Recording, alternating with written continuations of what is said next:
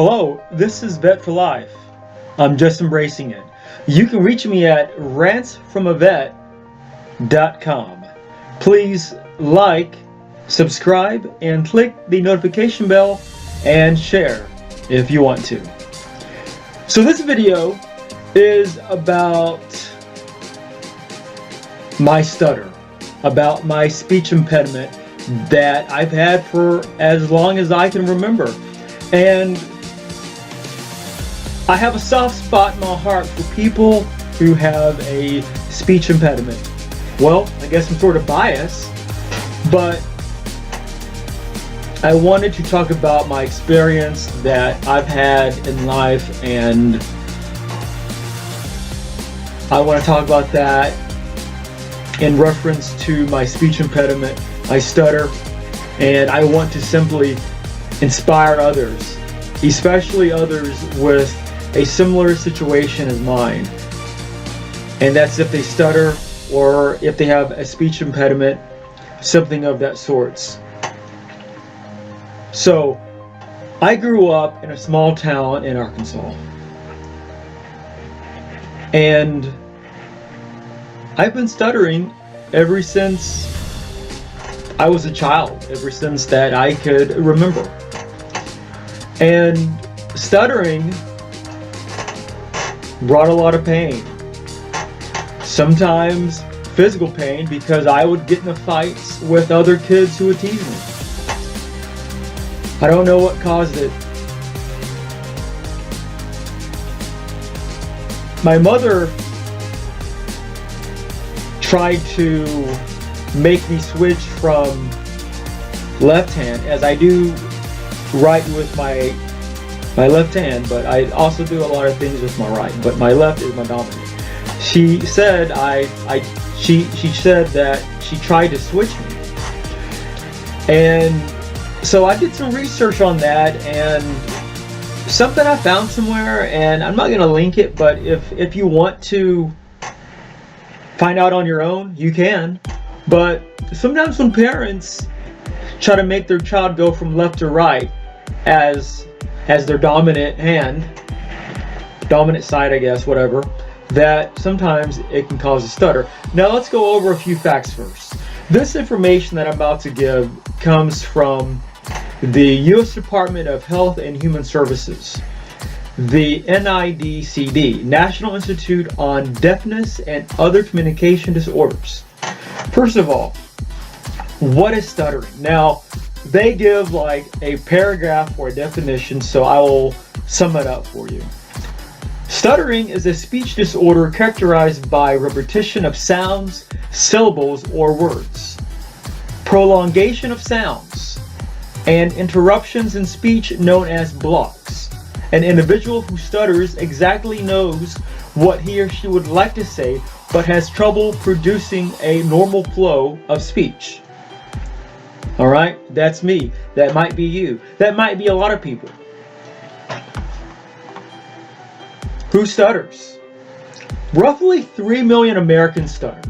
Stuttering affects people of all ages. It occurs most often in children between the ages of 2 and 6, as they are developing their language skills. That's another big paragraph. I will provide a link for this in the details so you can look for yourself.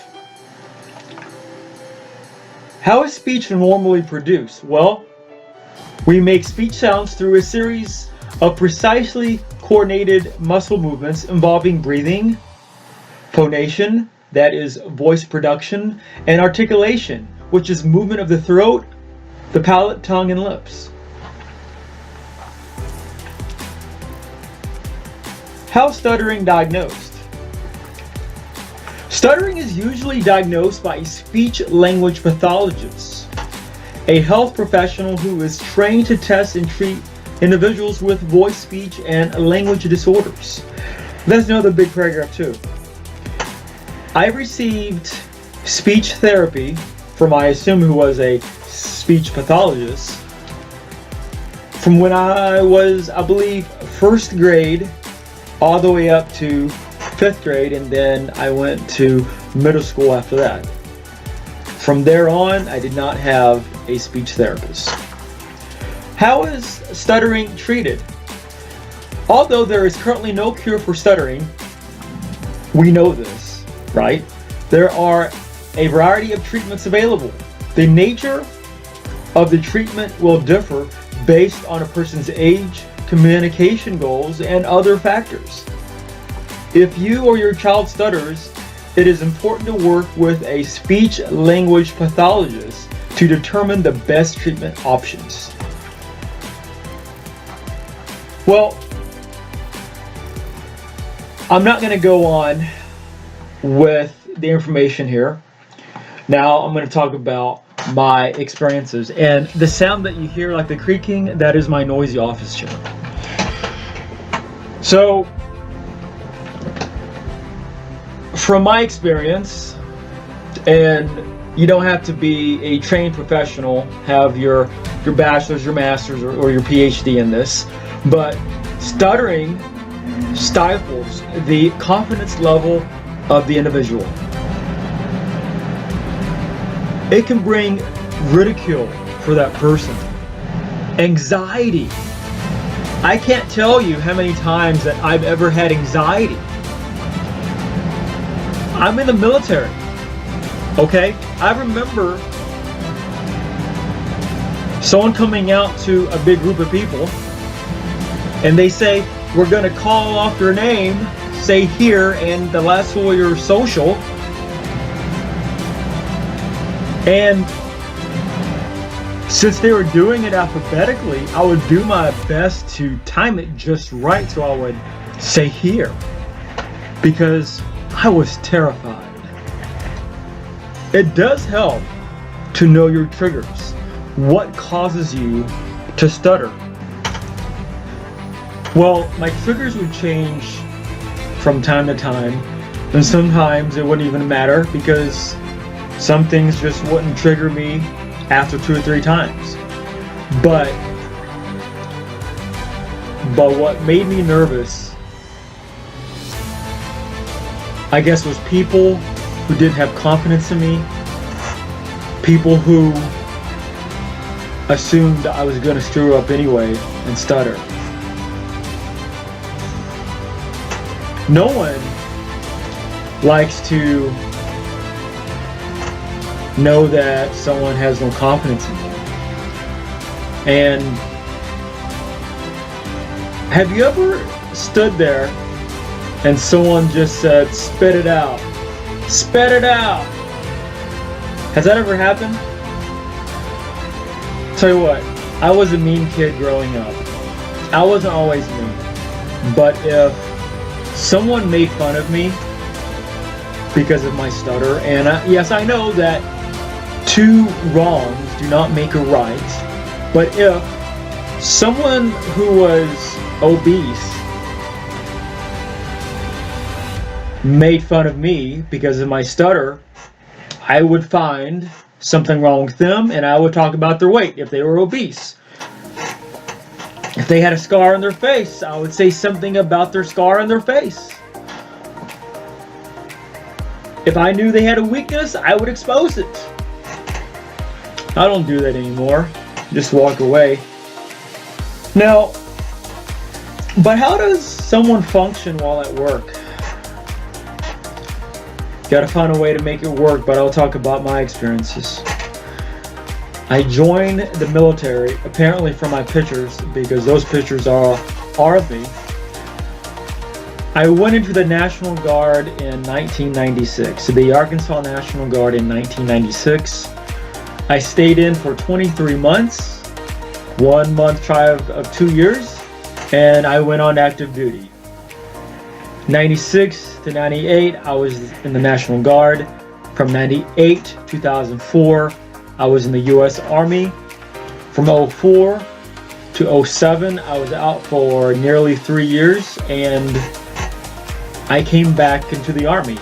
I came back in 2007, and I've been in ever since, and I can retire in October of 2020, which is less than 2 years from now.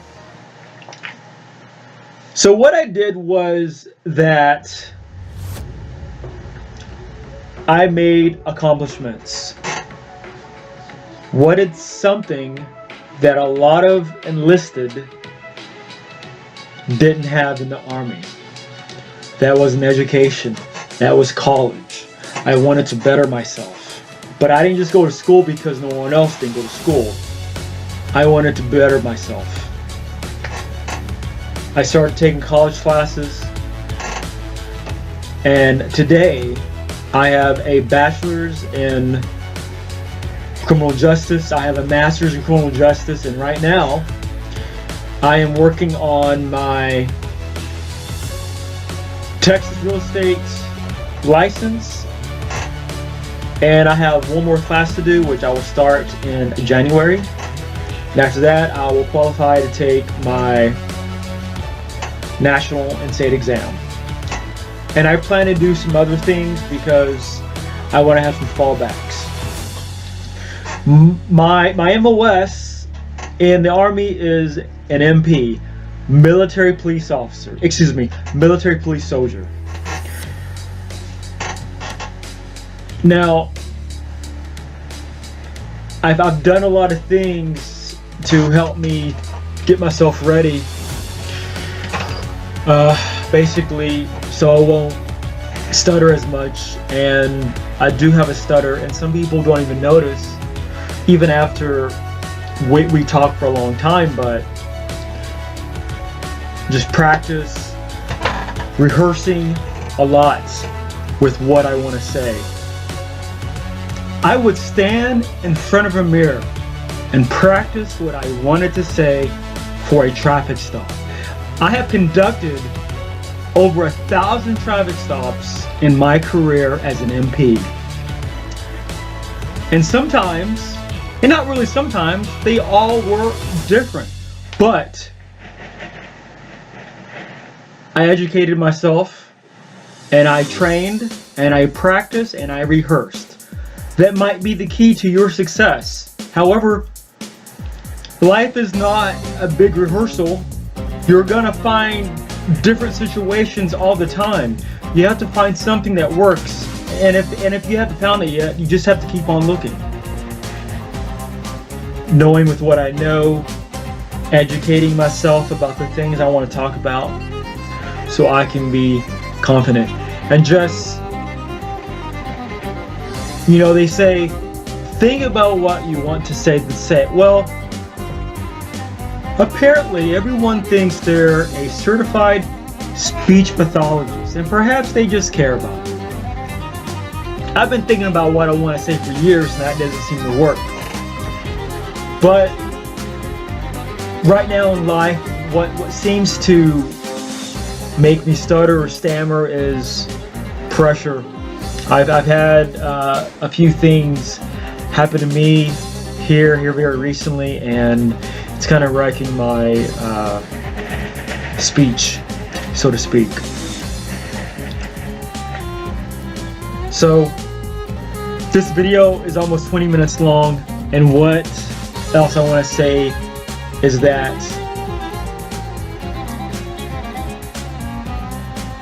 if you have a child who stutters, they have a speech impediment, get them help.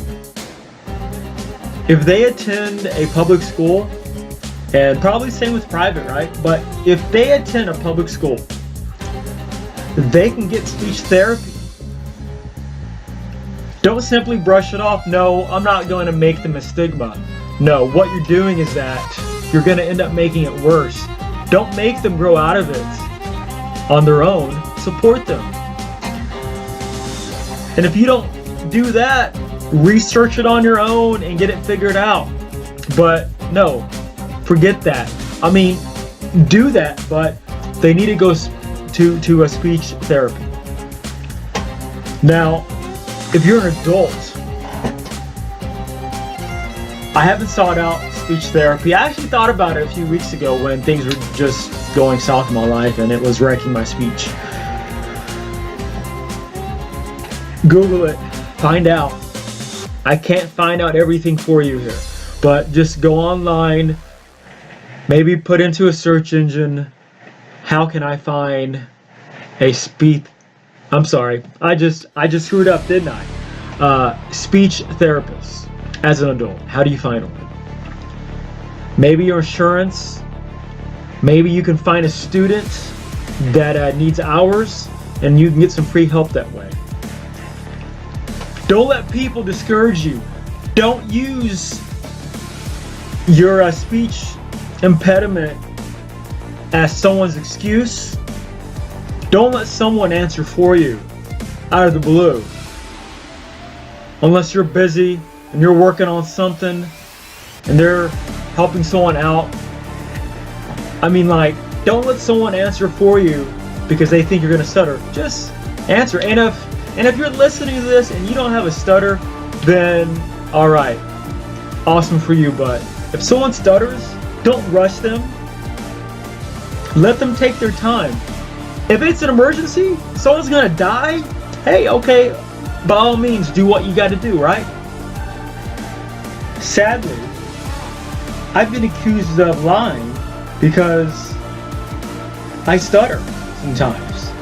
And sometimes when I'm under pressure and the limelight is on me, I stutter. That's natural for a lot of people. People shouldn't be accused of a flaw in their integrity just because they stutter. But don't say spit it out. Don't say hurry up. Just have patience. If you're too busy in life to deal with someone like that, then just avoid them. Just don't deal with them. Go find someone else to deal with. I would rather help someone. I would rather support someone than discourage them, because the people that make fun of someone because they have a speech impairment, they are insecure. The people who I've met are insecure because they can't take jokes when someone cracks something on them. But like I said earlier, two wrongs don't make it right, but if that's what you gotta do. Oh, by the way, I just said that I don't want this to go over 20 minutes, but let me tell you a story real quick, and then I have to say bye. But when it was probably 98 or 99, and I was in the Army, stationed at Fort Stewart, Georgia. There was a guy who would get with his buddies, and they would just ask me a question so I could stutter, so they could laugh to my face. At least they were doing it to my face. But this guy, for the Army standard, he was overweight and he looked like it. So in the Army, you can be overweight, but the Army doesn't want you to look overweight and not be actually overweight. They want you to look like a soldier, okay? That's actually a rule, okay? So, but I won't go into that. He couldn't pass his PT test or a Army physical fitness test. Basically, that's an agility test, okay? At the time, he had to do so many push-ups, sit-ups, and run 2 miles. He couldn't pass the PT test. I could do all that, flying colors. So I screwed with him on that. I said, hey, look, dude, you shouldn't make fun of me because I stutter, because here's the deal. You're fat, you look fat, you can't pass your PT test. Later that day or that week, someone said, hey man, you really screwed that guy up. He didn't harass me anymore. Actually, we became decent co-workers. Friends, if you might. I mean, he came to me asking me for help. He had a family. He had to fix his car. He didn't have the tools. He didn't have the money to go buy the tools. He had the money to go buy the parts. So he asked me if I could loan him my tools, and I did. He cleaned them up for me, brought them back. He said thank you. And sometimes you have to do something nice for people so you can earn their respect. All right, well, that's all I got. Everyone, be safe, and God bless America. And if you're listening to this not in the USA, then God bless wherever you are. Take care.